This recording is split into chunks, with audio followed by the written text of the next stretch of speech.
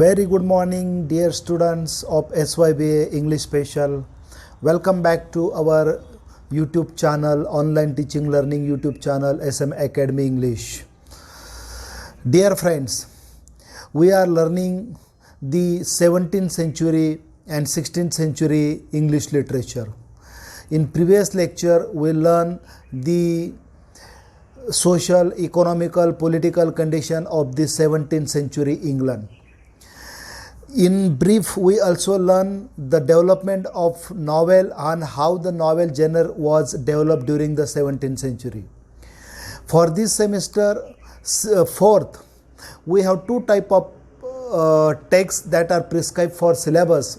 Those are, one is of 6 prose lessons and 1 novel. Therefore, in earlier lecture, we learn the development of English novel during the 17th century. Dear friends, now it's a time to learn the development, trend and tendencies of English prose during the 17th century. म्हणजे आपल्याला ह्या सेमिस्टरला 17व्या शतकातील इंग्रजी साहित्यातील pros आणि कादंबरी यांचा विकास, उगम कसा झाला, कोणते लेखक होते, काय वैशिष्ट्य होते, हे 2 प्रकार शिकायचे आहेत. पैकी आपण पहिल्या लेक्चरमध्ये इंग्लिश नॉवेल 17व्या शतकातील हे आपण ब्रीफमध्ये, नटशेलमध्ये किंवा डिटेल्समध्ये शिकण्याचा प्रयत्न केला आहे. आता आपण शिकूया what is how the English pros originated develop. खरं म्हणजे इंग्लिश प्रोज हा त्याच्या अगोदर ओरिजिनेटेड झालेला होता, त्याच्यामुळे ओरिजिनेटेड म्हणता येणार नाही. How it was develop and who were the main writers and what were the tendencies of English prose during the 17th century. Development of English prose in the 17th century can be divided into 2 periods. आता 17व्या शतकामध्ये English प्रोजचं 2 भागामध्ये वर्गीकरण करता येईल. A, prose in the age of Milton and prose during restoration. Okay मित्रांनो, हे तुम्ही lecture ऐकत असताना सोबत जर आपल्यासमोर नोटबुक ठेवलं आणि हे सगळं जर लिहून घेतलं रनिंग नोट्स, तर ते तुम्हाला समजायला अजून जास्त सोपं जाईल. During the mid 17th century or rather the age of Milton, 17th century ला एज ऑफ मिल्टन पण म्हणतात. The development of prose carried on the previous age. 16व्या शतकामध्ये फ्रान्सिस बॅकॉन किंवा ह्या लोकांनी ज्या पद्धतीने सुरुवात केलेली होती इंग्लिश प्रोजची, तीच कंटिन्यू राहिली. In spite of the hampering effects of the civil strife. तुम्हाला माहिती असेल पार्लमेंट आणि राजेशाही मोनार्की यांच्यामध्ये साधारणतः 17व्या शतकाच्या पहिल्या 2-3 दशकामध्ये सिव्हिल वॉर झालं होतं, नागरी युद्ध झालं होतं आणि त्याचा खूप मोठा प्रभाव हा साहित्यावर पडला. The prose output was copious and excellent in kind. पण तरीसुद्धा अशा डिस्टर्ब्ड वातावरणामध्ये सुद्धा साहित्यामध्ये 17th centuryमध्ये इंग्लिश प्रोज चांगल्या पद्धतीने डेव्हलप झाला. There was notable advance in the sermon writing. आता कोणत्या पद्धतीने डेव्हलप झाला? सेरेमन म्हणजे प्रवचन, कीर्तन. पॅम्पलेट्स, काही पॅम्पलेट्स वाटप केले गेले. अँड वेअर ॲबंडंट म्हणजे मोठ्या प्रमाणामध्ये. And history, politics, philosophy and miscellaneous kinds were well represented. आणि what were the themes of the English prose during the 17th century? History, politics, religion, philosophy and other miscellaneous म्हणजे other kinds were well represented during the 17th century in English prose. There was a remarkable advance in prose style. So during the 17th century English prose was well established and well developed rather than compared to the previous 16th century. The prose of this age was cultivated in a style very different from the Elizabethan and 16th century English prose. The prose of 17th century is different in all the subject matter, style of writing, handling of the subjects. या सगळ्या मॅटरमध्ये मागच्या 16व्या शतकापेक्षा पूर्णतः वेगळा होता. The prose writer used a grand style which Bacon and Hooker never anticipated. त्यांनी कधी विचार पण केला नव्हता. Anticipated म्हणजे विचार करणे. Bacon and Hooker were the great prose writer of 16th century. आपल्या मागच्या जनरेशनच्या लोकांनी विचार पण केला नव्हता. इतक्या चांगल्या पद्धतीने, ग्रँड पद्धतीने 17व्या शतकामध्ये इंग्लिश प्रोज डेव्हलप झालं. It was loose in structure, over coloured, थोडं स्ट्रक्चर लूज होतं, पण ओव्हर कलर होता एलेबरेट अँड वेवर्ड, एक विशिष्ट दिशेने तो लिहिला गेला. The writers indulge too freely in the use of Latinize words of classical construction.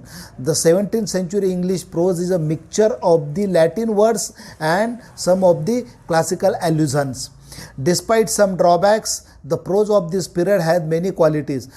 अनेक ड्रॉबॅक जरी याच्यामध्ये असले, अनेक लॅकुनाज जरी 17th century इंग्लिश प्रोजमध्ये असले, but it has its own quality.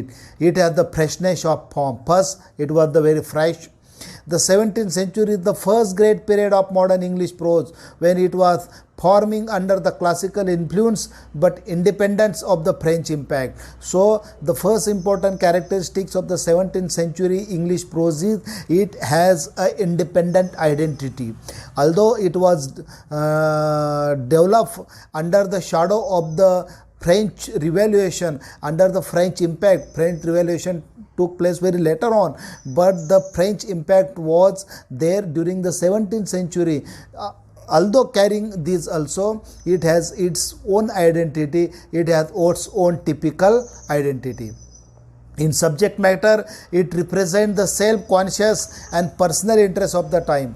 It is subject matter and it was very personal in nature. It was also period of biography. या काळामध्ये मोठ्या प्रमाणामध्ये prose biography, autobiography, history and personal type of essays लिहिले गेले. The prose of this age possesses a strongly religious or theological and philosophical character. Two important issues, themes were handled during the 17th century prose. One was theological, based on the Bible, taking some of the examples, illustrations from Bible, they represented it. And philosophical in character, म्हणजे the philosophical character mean that the tradition of the Francis Bacon well continued during the 17th centuries also. Now see who were the main important writers of the 17th century. The first important writer and main notable writer of the 17th century English prose is Robert Burton. Robert Burton हे नाव चांगलं लक्षात ठेवा. 1577 to 1613, म्हणजे हा 17व्या शतकाच्या सुरुवातीच्या 2 दशकापर्यंत येतो. Robert Burton made notable contribution by the anatomy of melancholy 1621. हे लक्षात ठेवा. ॲनाटॉमी ऑफ मेलांकली हे बुक लिहून, this is the collection of essays by Robert Burton. It is an elaborate and discursive study of melancholy, its species and kinds, its causes, results and cure. Actually, it was just like a medical type of book. It was just a medical cure and some type of naturopathy was discussed here. So melancholy, but its nature was collection of essays, collection of prose. Therefore, it is classified or came under the category of English prose. The book, though labored and saccharine in tone, shows an underlying common sense and a true sympathy with humanity. Humanity was the main base of this book, Anatomy of Melancholy by Robert Burton. लक्षात ठेवा. Its learning is immense and unconventional, being drawn from many rare authors. Its humor curiously crabbed, although it was a book of medical field, but although it was full of humor also there. Ironical सुद्धा त्याचं nature होतं. And its melancholy, though pervading, is not oppressive. The diction has a colloquial naturalness. The enormous sentences packed with quotation and allusion are loosely knit, both as a stylish and as a personality. Burton occupies his own niche in English prose. Niche म्हणजे place, कोपऱ्यातली जागा. तर because of this book, Robert Burton is considered as the main prose writer of the 17th century by the collection of the essay, The Anatomy of Melancholy. Now the next great writer was Sir Thomas Browne, 1605 to 1682, म्हणजे completely 17वे शतक. Born at London and educated at Winchester and Oxford, studied medicine, practiced at Oxfordshire, traveled abroad and received his degree of MD at Leiden. He was basically a medical practitioner and doctor. Almost among his contemporary writers, Robert Browne seems to have been unaffected by the commotions of the time. His prose works produced during some of the hottest years of civil strife. His book was written completely under the shadow of the civil war, are obvious of the unrest. तर त्याची पुस्तकं होती रिलिजिओ Medici. His confess of faith is a curious mixture of religious faith and scientific skepticism. जे काही scientific स्केप्टिमिझम असतं, शंका असतात, religious असतात आणि वैज्ञानिक असतात, त्याचं मिक्सचर याच्यामध्ये दिसतं. Pseudodoxia, Epidemica or vulgar errors sharing the same mental inconsistency resemble the work of Burton in its out way of learning. तर त्याची ही नावं आहेत, लक्षात ठेवा. Pseudodoxia Epidemica of vulgar errors or Hydriotaphia urine बरल 1658. These are the prose collections of Robert Brown, commonly considered to be masterpieces. These works are considered as the masterpieces of Robert Brown.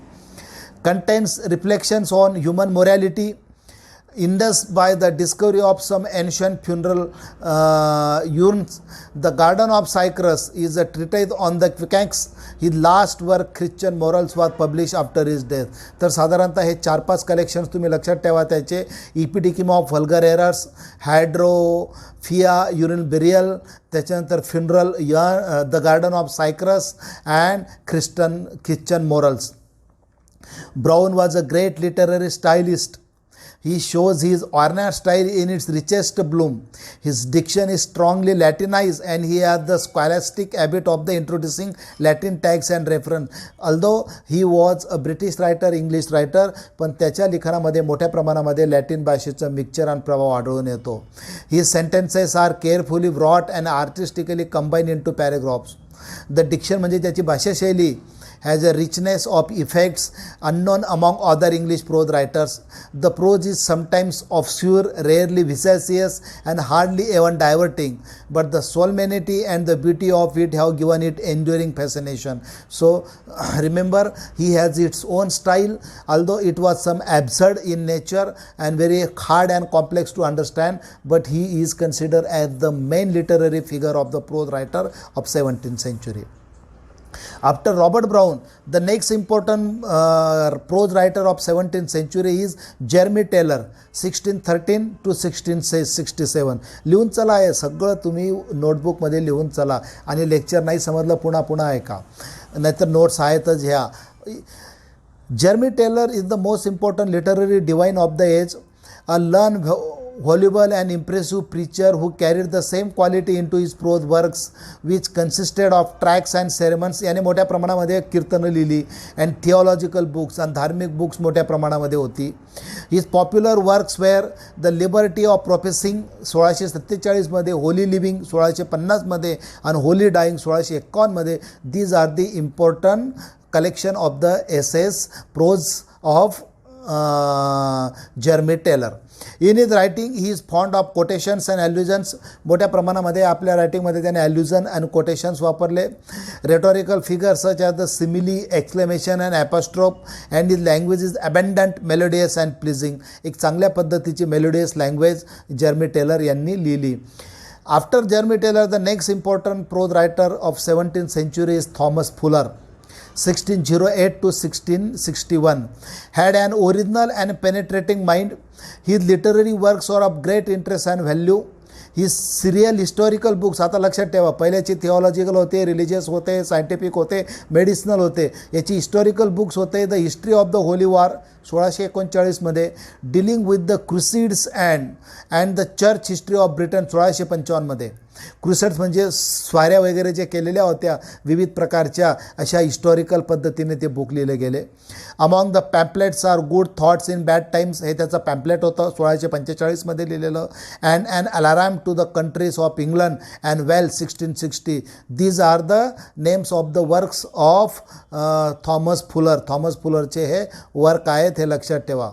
The work that has given him reputation is the worthies of England publish after his death by his son 1662. The worthies of England नावाचं जे collection आहे हे त्याच्या मुलाने त्याच्या मृत्यूनंतर 1662 मध्ये लिहिलं होतं. 17व्या शतकातलं अजून एक सगळ्यात महत्त्वाचं नाव आहे. Basically he was the great epic poet John Milton. Sonnet त्याने खूप लिहिल्या होत्या, पण त्याने काही प्रोज पण लिहिले होते आणि हे नाव आपल्याला बघून चालता येणार नाही. 1608 तर 1674 या काळामध्ये Milton was not only a great poet but also finest writer of the prose whose work is among the finest controversial writing in the language. म्हणजे he is the main literary figure. जसं 16व्या शतक म्हटलं, एलिझाबेथन period म्हटलं की आपल्याला Shakespeare आठवतो, तसं 17वे शतक म्हटलं तर आपल्याला एकच फिगर आठवते, दॅट इज जॉन मिल्टन. 16व्या शतकातला मेन प्रोज रायटर म्हटलं तर फ्रान्सिस बॅकॉन आणि 17व्या शतकातला एक बेस्ट लिटररी फिगर म्हटली तर John Milton. Most of his prose was written during the middle period of his life. बहुतांशी त्यांचे वर्क जे आहेत 1640 तर 1660 या काळामध्ये लिहिले गेले. The prose works have an unusual interest because they have a direct bearing on either his personal business or public interest. त्याच्या स्वतःच्या काही व्यक्तिगत वेदना असतील त्या त्यांनी लिहिल्या किंवा पब्लिक इंटरेस्टमध्ये लिहिलं. In all he has written 25 pamphlets, 21 English and 4 in Latin. त्यांनी 25 पॅम्पलेट लिहिले, पैकी 21 इंग्लिशमध्ये होते आणि 4 लॅटिनमध्ये होते. He wrote his pamphlets on the theme like. त्यांचे विषय कोणते होते? Divorce, episcopacy, politics, education, liberty of the press. म्हणजे वेगळ्या वेगळ्या म्हणजे शिफ्टिंग ऑफ द थीम्स पहिल्याने लिहिले गेलेले होते philosophy, theology, religion, science, history, travel accounts आणि त्याच्यानंतर आले divorce, episcopacy, politics, education, liberty. म्हणजे 17व्या शतकामध्ये इंग्लिश प्रोजचे जे थिमॅटिक स्टाईल आहे ही वेगळ्या वेगळ्या पद्धतीने डेव्हलप होत गेली. His greatest work is Areopagitica which is a noble and impassioned plea of the liberty of the press. हे कशाविषयी होतं? हे प्रामुख्याने लिबर्टी ऑफ द प्रेस याच्याविषयी होतं. While considering the prose style of Milton, we must keep in mind know how it was occasion. His pamphlets were cast off at the center of any controversy and precipitated into print while some topics was in urgent debate either in Milton or in public mind. म्हणजे his topics, his themes were very hot, related to the public, related to the freedom of the press. Hence, they are tempestuous and disorder in method and voluble, violent and lax in style. They reveal intense zeal and pugnacity, a mind at once spacious in ideals and intolerant, in application a rich fancy and captious scholarship. They lack humor जास्त नव्हतं त्याच्यामध्ये, proportion and restraint, but in spite of these effects, they are among the greatest prose compositions in the English language. Although there are some lacunas, there are some weak points in Milton's prose writing, but although considering all these weak points, तरी सुद्धा in spite of that one, his prose writings are the greatest creation of 17th century. The other prose writers in the age of Milton were Isaac Walton, Earl of Clarendon and Thomas Hobbes. हे बाकी नावं फक्त लक्षात ठेवा साईडला असं म्हणून. This period is almost devoid of narrative prose of lighter sort. It is quite rich in sermons, pamphlets and other miscellaneous prose. The period has been called as the golden age of English pulpit. लक्षात ठेवा. The violent religious strife of the time has a great flow of sermon writing which is marked with eloquence, learning and a strong argument. In addition to Jeremy Taylor and Fuller, we may notice Robert South, Isaac Barrow and Richard Baxter. These are other names of the age of Milton. A number of philosophical works were also written. On the moral side, there are the works of Brown, on the political, those of Hobbes, and on the religious side, the books of John Hales. In historical prose, the work of Clarendon and Fuller stood preeminent. म्हणजे या वेगळ्या वेगळ्या रायटरने वेगळ्या वेगळ्या विषयांवर लिहिलं. म्हणजे जसं मी तुम्हाला सांगितलं की मोरल लिखाण करायचं असेल, नैतिक संदेश, तर रॉबर्ट ब्राऊनच्या प्रोज रायटर्समध्ये होतं. पॉलिटिकल हॉब्सने मोठ्या प्रमाणात लिहिलं होतं. रिलिजियस वर्क हे जॉन हॅलचं होतं. हिस्टॉरिकल प्रोज हे क्लॅर्टनचं आणि फुलरचं होतं. आता पहिला पिरियड हा मिल्टनचा झाल्यानंतर मी तुम्हाला पहिलेच म्हटलं होतं की 17व्या शतकात त्या इंग्लिश प्रोजचे 2 भाग करता येतील. पहिला होता तो early period, that is the मिल्टनचा पिरियड, आणि दुसरा होता restoration period. With the exception of the works of Dryden and Bunyan. याच्यामध्ये दोन रायटर खूप महत्त्वाचे आहेत, ते आपल्याला वगळून चालणार नाहीत. एक आहे जॉन बनियान, ज्यांचं पिलिग्रिम प्रोग्रेस आपल्याला अभ्यासायचं आहे, आणि दुसरा आहे John Dryden. The prose works of the restaurant time with little moment. Dryden prose is almost entirely devoted to literary criticism. लक्षात ठेवा, जॉन ड्रायडन यांचे जे प्रोज होते ना, हे ऑलमोस्टली लिटररी क्रिटिसिझम, त्यांना क्रिटिक पण म्हटलं गेलेलं आहे. And Bunyan's contribution shows a remarkable development of the prose allegory. आपल्याला अभ्यासक्रमाला जे पिलिग्रिम प्रोग्रेस भाग 1 आहे, it is also a religious allegory. आता व्हॉट इज ॲलेग्री वगैरे ते आपण ते टेक्स्ट शिकू तेव्हा डिटेल शिकूच. The remainder of the prose writers deal with political, historical, theological and other miscellaneous subjects. या सगळ्या विषयांवर या रेस्टोरेशन प्रोजमधले जॉन ड्रायडन किंवा जॉन बनियान, अजून दुसरे होते, यांनी मोठ्या प्रमाणात लिखाण केलेलं आपल्याला दिसून येतं. आता पहा, जॉन ड्रायडन यांचा काळ होता 1631 ते 1700पर्यंत. Is the representative writer of the restoration age. For 40 years he continued to produce an abundance of literary works of every kind. Poem, plays, prose works त्यांनी लिहिलं. ड्रायडन्स व्हर्सॅटिलिटी, अष्टपैलू, is apparent when we observe that in prose as well as in poetry and drama. आणि त्यांनी काय फक्त pros writers होते असं नाही. Like a Milton, he was a great drama writer also and poetry also. He attains to primacy in his generation. In prose Dryden has one rival, John Bunyan. दोन महत्त्वाचे लेखक होते, जॉन बनियान आणि John rival म्हणजे प्रतिस्पर्धी. No single atom of Dryden's prose work is of very great length, but in his essay of dramatic poesy 1668. लक्षात ठेवा, ड्रायडनचं मोठं जर कलेक्शन होतं प्रोजचं तर essay of dramatic poesy. In his numerous dedicatory epistles and prefaces and his scanty stock of his surviving letters, we have a prose corpus of some magnitude. The general subject of his work, prose, is a literary criticism and that of a sane and vigorous quality. The style is free but not too much. There are slips of grammar but not too many.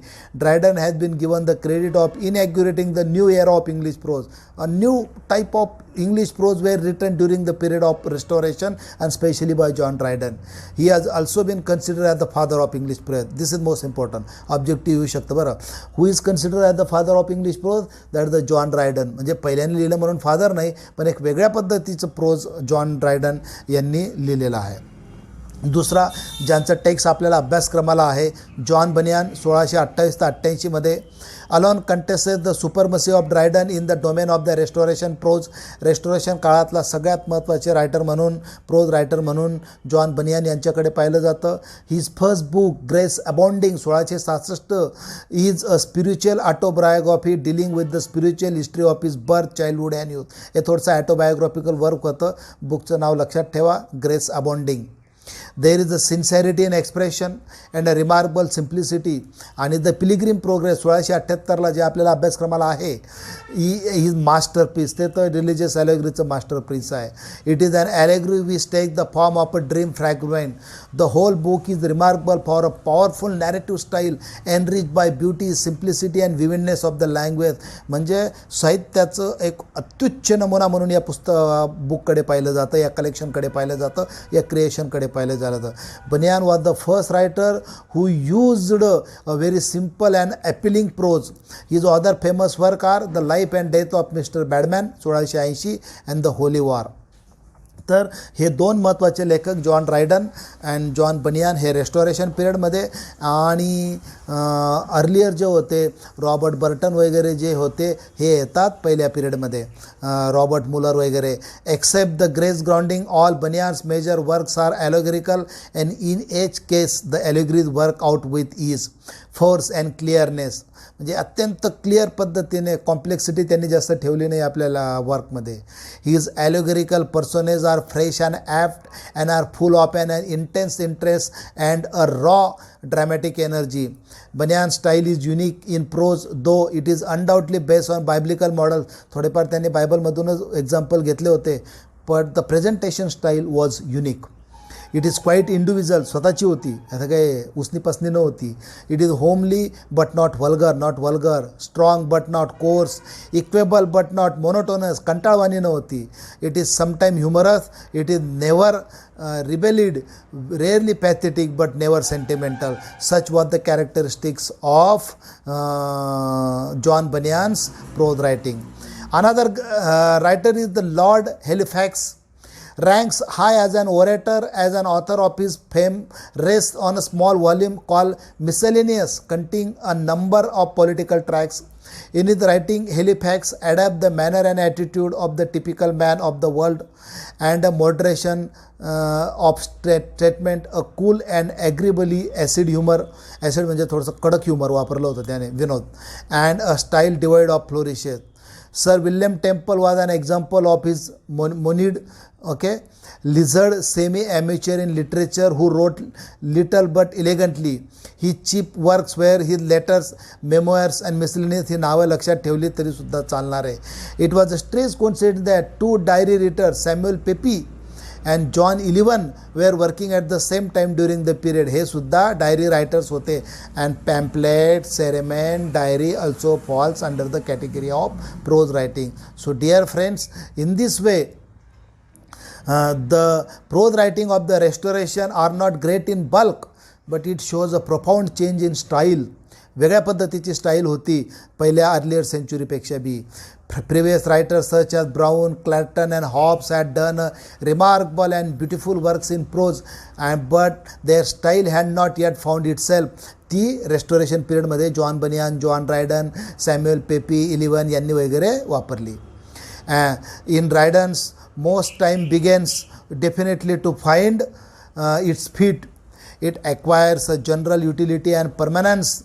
It is smoothened and straightened, simplified and harmonized. This is the age of average prose, and it prepares the way for the work of Swift and Addison. नंतरच्या शतकामधले जे Jonathan Swift आणि Addison होते यांच्यासाठी एक चांगला मार्ग या 17व्या शतकातल्या प्रोज रायटरने करून दिलेला आपल्याला दिसतो. तर अशा पद्धतीने 17व्या शतकामध्ये विद्यार्थी मित्र हो, प्रोज एक चांगल्या पद्धतीने डेव्हलप झालं.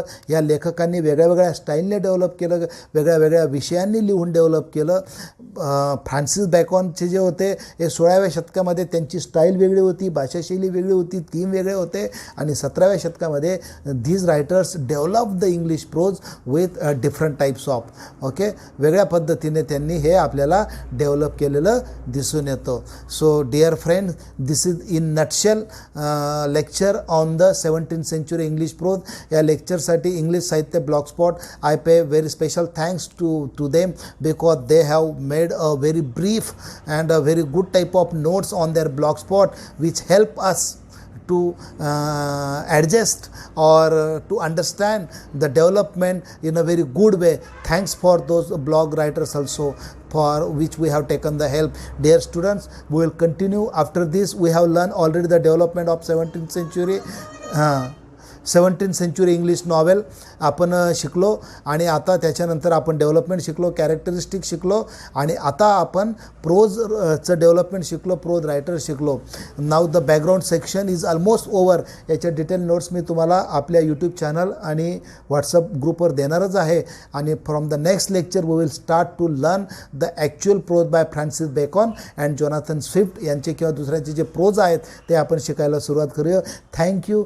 Keep watching the SM Academy YouTube English channel and be continuously in touch with this online teaching and learning. सगळा सिलेबस आपण वेळेमध्ये रिव्हिजनसह पूर्ण करणार आहोत. प्रत्येक दिवशी लेक्चर होतील, प्रत्येक दिवशी अपलोड होतील. तुमच्या सवडीनुसार तुम्ही पाहून घ्या on SM Academy English YouTube channel. A simplified learning of English language and literature. Thank you very much dear students. See you again on SM Academy.